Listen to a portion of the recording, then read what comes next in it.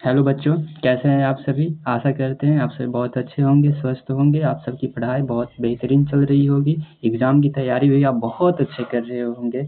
आज हम आपके लिए लाए हैं क्लास 10 के हिंदी के 13 must BBI objective chapter first श्रम विभाजन और जाति प्रथा की। चलिए, पहला प्रश्न क्या कहता है। पहला प्रश्न कहता है कि श्रम विभाजन जाति प्रथा के लेखक कौन है। ऑप्शन ए है डॉक्टर राम मनोहर लोहिरी, डॉक्टर बाबा साहब भीमराव अम्बेडकर, महात्मा गांधी, डॉक्टर स्वर्णानंद। तो इसका राइट आंसर क्या होगा। सभी कोई जानते होंगे कि डॉक्टर बाबा साहब भीमराव अम्बेडकर ने श्रम विभाजन एंड जाति प्रथा के लेखक हैं।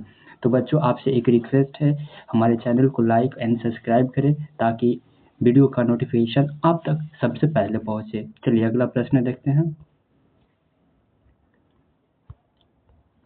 अगला प्रश्न का आता है, डॉक्टर अंबेडकर के पिता का क्या नाम था। ऑप्शन ए है रामदेव सकपाल, रामजी सकपाल। ऑप्शन सी है सम किशुन सकपाल, राधे राम सकपाल। बताएं इसका राइट आंसर क्या हो जाएगा। बताएं डॉक्टर बाबा साहब भीमराव अम्बेडकर के पिताजी का क्या नाम था। तो रामजी सकपाल था उनके पिताजी का नाम ना। चलिए अगला प्रश्न की ओर देखते हैं। अगला प्रश्न क्या है। अगला प्रश्न है, आधुनिक सभ्य समाज कार्य कुशलता के लिए किसे आवश्यक मानते हैं। श्रम विभाजन को मानते हैं, धन विभाजन को मानते हैं, जन विभाजन को मानते हैं, जाति विभाजन को मानते। बताइए, प्रश्न कह रहा है ना कि आधुनिक सभ्य समाज कार्य कुशलता के लिए किसे आवश्यक मानते हैं। तो इसका राइट आंसर क्या हो जाएगा। श्रम विभाजन को न मानते हैं। चलिए अगला प्रश्न देखते हैं। अगला प्रश्न क्या कहता है। अगला प्रश्न कहता है, जाति प्रथा भारत में बेरोजगारी का एक कारण बनी है। कैसी कारण बना है। प्रमुख कारण है, प्रत्यक्ष कारण है, या कैसा कारण है। तो देखिए ऑप्शन ए है इसका, प्रत्यक्ष कारण है, प्रमुख कारण है। ऑप्शन सी ए और बी दोनों है। ऑप्शन डी इनमें से कोई नहीं। तो भारत में बेरोजगारी एक प्रमुख और प्रत्यक्ष कारण दोनों है। समझ गया ना। चलिए अगला प्रश्न देखते हैं। अगला प्रश्न कहता है, मूक नायक क्या है। अखबार है, पत्रिका है, पुस्तक है, कहानी संग्रह है। तो मूक नायक एक पत्रिका है। समझ गया ना। चलिए अगला प्रश्न देखते हैं। अगला प्रश्न कहता है, बाबा साहब भीमराव अम्बेडकर की मृत्यु कब और कहाँ हुई थी। ऑप्शन ए है 1956 दिल्ली में। ऑप्शन बी है 1957 मध्य प्रदेश में। ऑप्शन सी है 1958 वाराणसी में। ऑप्शन डी है 1959 बिहार में। तो बाबा साहब भीमराव अम्बेडकर की मृत्यु कहाँ हुई थी। तो बाबा साहब भीमराव अम्बेडकर की मृत्यु 1956 की दिल्ली में हुई थी ना। चलिए अगला प्रश्न क्या कहता है। अगला प्रश्न कहता है, डॉक्टर बाबा साहब भीमराव अम्बेडकर का जन्म कब हुआ था। 14 अप्रैल 1988 को। ऑप्शन बी है 14 अप्रैल 1989 को। ऑप्शन सी है 14 अप्रैल 1990 को। ऑप्शन डी है 14 अप्रैल 1991 को। बता बाबा साहब भीमराव अम्बेडकर के जन्म कब हुआ था। तो इसका राइट आंसर ऑप्शन डी हो जाएगा। सभी को जानते हैं कि 14 अप्रैल 1991 को बाबा साहब भीमराव अम्बेडकर का जन्म हुआ था। चलिए अगला प्रश्न देखते हैं। इन्हीं के जन्मदिन पर संविधान दिवस भी मनाया जाता है ना। चलिए अगला प्रश्न देखते हैं।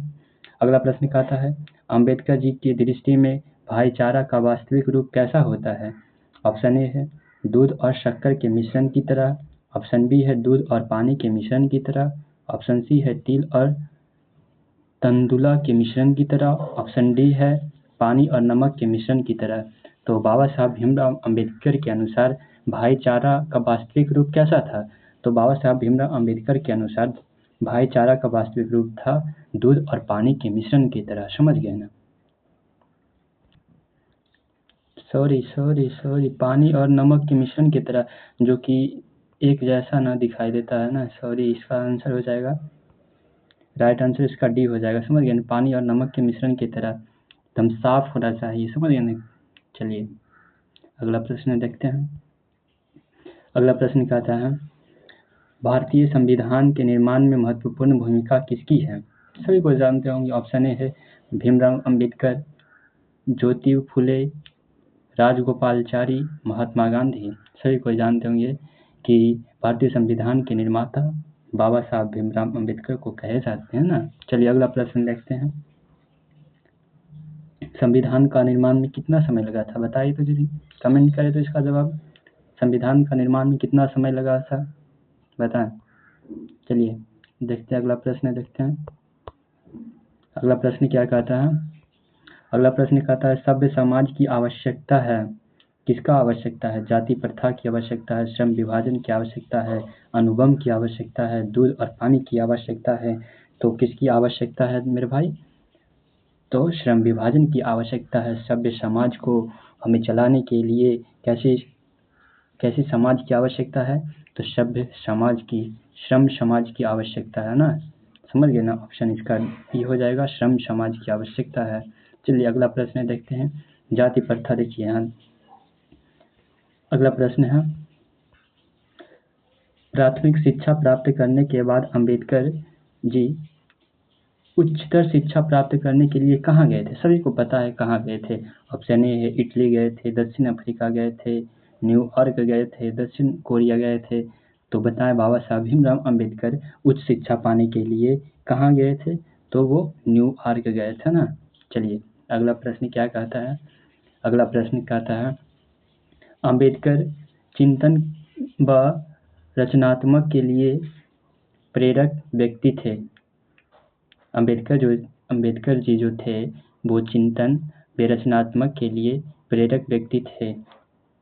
बुद्ध के लिए, कबीर के लिए, ज्योति फुले के लिए, इनमें से सभी। तो वो किसके लिए प्रेरणादायक व्यक्ति थे? तो इनमें से सभी के लिए वो प्रेरणादायक व्यक्ति थे ना। चलिए क्योंकि बाबा साहब भीमराव अम्बेडकर ऐसा काम ही किए थे ना, क्योंकि संविधान के निर्माता बाबा साहब भीमराव अम्बेडकर को कहे जाते हैं। अगला प्रश्न कहता है जाति प्रथा तोड़क मंडल भाषण लाहौर में कब हुआ? बताएं। जाति प्रथा तोड़क मंडल भाषण लाहौर में हुआ था ना, वो कब हुआ था? ऑप्शन ए है 1942 में हुआ था, ऑप्शन बी है 1940 में हुआ था, ऑप्शन सी है 1936 में हुआ था, ऑप्शन डी 1938 में हुआ था। तो ये जो भाषण हुआ था कब हुआ था? तो इसका राइट आंसर ऑप्शन सी हो जाएगा, 1936 में हुआ था। लाहौर में हुआ था ना। लाहौर कहाँ पड़ता है? तो पाकिस्तान में लाहौर पड़ता है। चलिए अगला प्रश्न देखते हैं। अगला प्रश्न कहता है श्रम विभाजन और जाति प्रथा क्या है? कहानी है, भाषण है, निबंध है, साक्षात्कार है। तो क्या है श्रम विभाजन जाति प्रथा? एक निबंध है। यहाँ से देखिए हर बार 2-4 प्रश्न पूछे देगा, समझ गए ना। इसलिए सारे जितने भी लेखक है उसका कौन सा विधा है ये बात याद कर लीजिएगा। कौन कहानी है, कौन भाषण है, हम देखिए आगे सारे करा देंगे। अगला वीडियो में हम एक ऐसा ही वीडियो बना देंगे जो कौन सा विधा है, कौन सा कहानी है, इसके लेखक कौन है, जन्म कब हुआ, ये सारी चीज़ें एक वीडियो में कवर कर देंगे अगला वीडियो में। चलिए अगला प्रश्न देखते हैं। अगला प्रश्न क्या कहता है। अगला प्रश्न कहता है निम्नलिखित रचनाओं में कौन सी रचना डॉक्टर अंबेडकर जी की है? बताएं। डॉक्टर बाबा साहब भीमराव अम्बेडकर निम्नलिखित में से कौन सा रचना लिखे हैं? The construction in India, the untouchables, option C है who are Shudras, option D है इनमें से सभी। तो बताएं डॉक्टर बाबा साहब भीमराव अम्बेडकर की निम्नलिखित में से कौन सी रचना है? तो बाबा साहब भीमराव अम्बेडकर की ये सारी रचना बाबा साहब भीमराव अम्बेडकर जी की है, समझ गए ना। The construction in India, the untouchability से लिखे हुए थे, यहाँ पे गलत लिखा हुआ ना। The untouchables who are they और हु आर शूद्रज, इनमें से सभी बाबा साहब भीमराव अम्बेडकर का लिखा हुआ रचना है ना। चलिए अगला प्रश्न देखते हैं। अगला प्रश्न क्या कहता है। अगला प्रश्न कहता है आधुनिक सभ्य समाज में श्रम विभाजन को आवश्यकता क्यों मानते हैं? कहता है प्रश्न की आधुनिक सभ्य समाज श्रम विभाजन को आवश्यक क्यों मानते हैं? कार्य कुशलता के लिए मानते हैं, भाईचारा के लिए मानते हैं, रूढ़िवादिता के लिए मानते हैं, ऑप्शन डी इनमें से कोई नहीं। तो बताएं इसका राइट आंसर क्या है। वो क्यों मानते हैं? तो कार्य कुशलता के लिए श्रम विभाजन की आवश्यकता मानते हैं, समझ गए। कार्य कुशलता के लिए आवश्यक है श्रम विभाजन। अगला प्रश्न क्या कहता है देखिए। तो अगला प्रश्न कहता है श्रम विभाजन और जाति प्रथा पाठ बाबा साहब अम्बेडकर के किस भाषण का संपादित अंश है? चलिए ऑप्शन ए है the construction in India, their mechanism, option B है genesis and development, option C है inheritance of caste, option D है हु आर शूद्रज। तो बताएं इसका राइट आंसर क्या हो जाएगा? इसका राइट आंसर ऑप्शन सी हो जाएगा। समझ गए ना, इनहेलेशन ऑफ कास्ट। चलिए अगला प्रश्न क्या है? अगला प्रश्न है अंबेडकर के भाषण इनहेलेशन ऑफ कास्ट को किसने हिंदी रूपांतरण किया था? बताइए। जो बाबा साहब अंबेडकर की जो इनहेलेशन ऑफ द कास्ट जो रचना थी उसका हिंदी रूपांतरण किसने किया था? ऑप्शन ए है ललई सिंह यादव ने किया था, किशोरी लाल ने किया था, मोहन वाजपेयी ने किया था, ऑप्शन डी है इनमें से सभी, सॉरी इनमें से कोई नहीं। तो बताएं इनका हिंदी रूपांतरण किसने किया था? सभी कोई जानते होंगे कि ललन सिंह यादव ने किया था, ललई सिंह यादव ने किया था। अगला प्रश्न क्या कहता है? अगला प्रश्न कहता है अंबेडकर का जन्म किस परिवार में हुआ था? ब्राह्मण परिवार में हुआ था, क्षत्रिय परिवार में हुआ था, दलित परिवार में हुआ था, कायस्थ परिवार में हुआ था। सभी को जानते होंगे कि बाबा साहब अंबेडकर एक चम्र जाति के लोग, चमड़ा जिसे बोलते हैं चमार, उस समाज से बिलोंग करते थे। तो इसका राइट आंसर हो जाएगा कैसे? दलित समाज, दलित परिवार के वो व्यक्ति थे ना। चलिए अगला प्रश्न देखते हैं। अगला प्रश्न क्या कहता है लेखक को इस युग में कहाँ पर विडंबना दिखाई दी? बताए, प्रश्न कह रहा ना कि लेखक को इस युग में कहाँ विडंबना दिखाई दी? जातिवाद में दिखाई दी, नारीवाद में दिखाई दी, निर्विवाद में दिखाई दी, परिवारवाद में दिखाई दी। तो कहाँ विडंबना दिखाई दी? तो इसका राइट आंसर ऑप्शन ए हो जाएगा, जातिवाद में उन्हें विडंबना दिखाई दी। चलिए अगला प्रश्न क्या कहता है? अगला प्रश्न कहता है डॉक्टर अंबेडकर के माता पिता, देखिए फॉन्ट चेंज हो गया ना।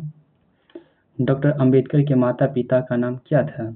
ऑप्शन ए है रानीबाई, कुंतीबाई, शीलाबाई, भीमाबाई। तो बताएं डॉक्टर बाबा साहब भीमराव अंबेडकर की माता का क्या नाम था?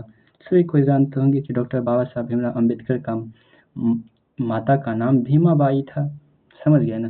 देखिए बाबा साहब भीमराव अंबेडकर, भीमराव इसमें भी भीम आ रहा है और इसमें भी भीम, याद रखिएगा इस तरह से। समझ गए ना। चलिए अगला प्रश्न की ओर देखते हैं।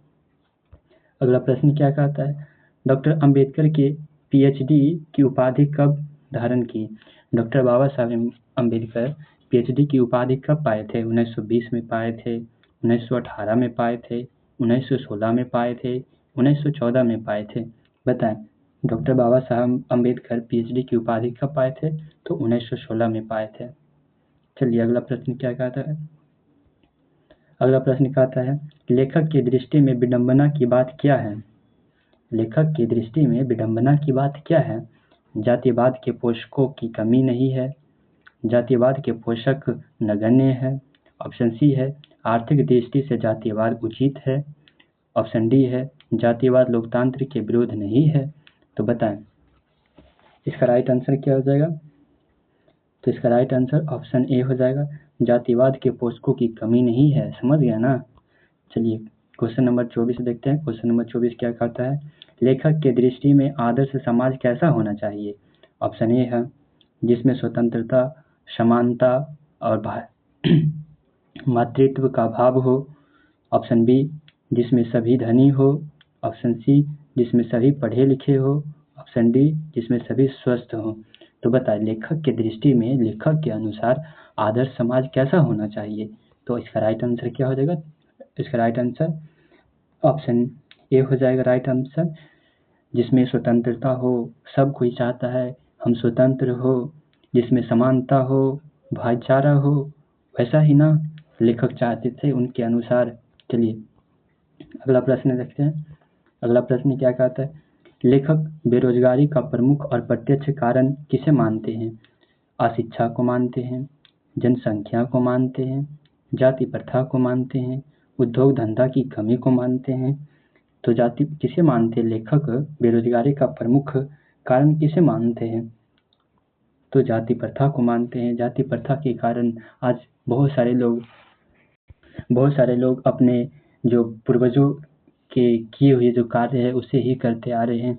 इसमें पढ़े होंगे कि पढ़ाया गया था कि जो पूर्वज है जैसे बाबा साहब भीमराव अम्बेडकर चमार जाति के थे, उनके पिता चमार का काम करते थे, तो क्या ये भी करते थे ना। अधिकांश लोग तो यही है, जैसे उसका पिता कुम्हार है तो वो भी कुम्हार ही बनेगा ना, ऐसा प्रथा था पहले, अब तो पर खत्म हो गया ना। चलिए अगला प्रश्न क्या कहता है। अगला प्रश्न कहता है the construction in India their mechanism किसकी रचना है। सभी को जानते होंगे, ऊपर भी आया था यह प्रश्न। ऑप्शन है बाबा साहब भीमराव अम्बेडकर की है, राम मनोहर लोहिया की है, महात्मा गांधी का है, सुखदेव का है। सभी को जानते होंगे कि द कंस्ट्रक्शन इन इंडिया बाबा साहब भीमराव अम्बेडकर की रचना है। चलिए अगला प्रश्न क्या कहता है। अगला प्रश्न कहता है आर्थिक पहलू से भी जाति प्रथा है, क्या है। आर्थिक पहलू से भी जाति प्रथा है, क्या है। लाभदायक है, हानिकारक है, अनुकूल है, इनमें से सभी है। तो क्या हो जाएगा इसका राइट आंसर। ऑप्शन बी हो जाएगा, हानिकारक है ना जाति प्रथा। चलिए अगला प्रश्न देखते हैं। अगला प्रश्न कहता है डॉक्टर भीमराव अम्बेडकर का जन्म कहाँ हुआ था। सभी को जानते, ऊपर में भी ये प्रश्न आया था कि उनका जन्म दिल्ली में ही हुआ था। चलिए ऑप्शन ए है, पूछ रहा कौन सा गांव और जिला पूछ रहा है ना। ऑप्शन ए है महू मध्य प्रदेश में, गोरखपुर उत्तर प्रदेश में, डुमरा बिहार में, दानकुनी पश्चिम बंगाल में।